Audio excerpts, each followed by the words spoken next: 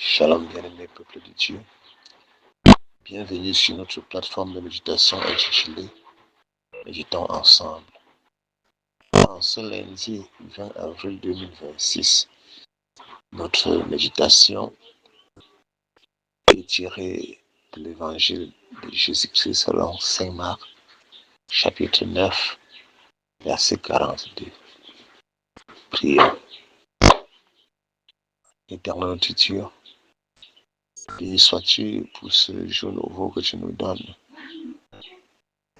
et pour ce moment que tu nous donnes de nous approcher de toi par l'intermédiaire de cette méditation.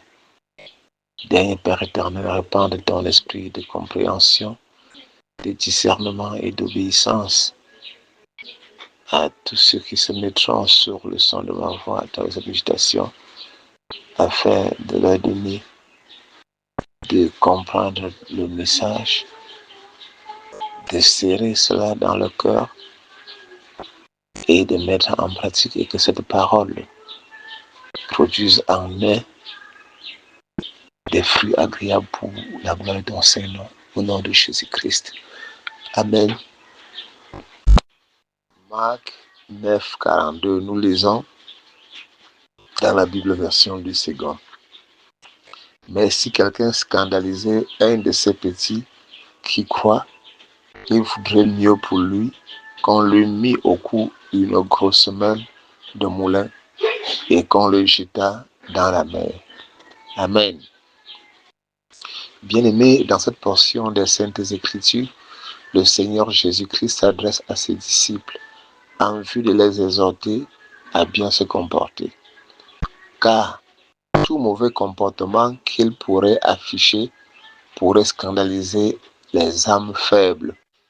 De plus, celui qui serait responsable du scandale en paierait le prix. Nous devons, en tant qu'enfants de Dieu, comprendre que Dieu, dans sa souveraineté, nous appelle à être des modèles partout où nous nous trouverons. Dès que nous avons reçu Jésus-Christ comme Seigneur et Sauveur, sa lumière est entrée en nous et fait de nous désormais des lumières pour éclairer le monde et du sel pour l'assaisonner par la vertu du Saint-Esprit qui nous permet chaque fois de faire la différence entre ce qui est permis et ce qui est utile. Ainsi, chacune de nos paroles et de nos actions doivent aider les âmes à se rapprocher de leur Créateur. Imaginez un enfant de Dieu qui se retrouve chez un marabout avec des personnes qui admirent sa foi, ou bien il se retrouve en boîte de nuit. Cette rencontre pourrait endurcir les cœurs et les empêcher de venir totalement à Dieu. Et l'enfant de Dieu en question rendra compte à Dieu de ses âmes faibles et égarées.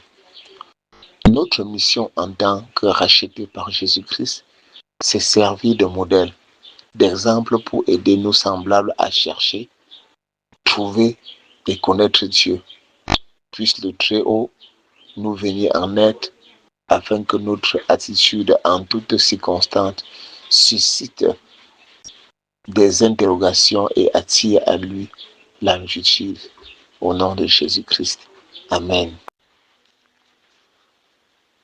Éternel notre Dieu,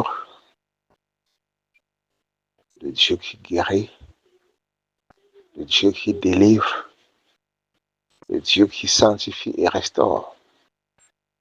Je t'élève ma voix maintenant, Seigneur, pour te supplier d'exposer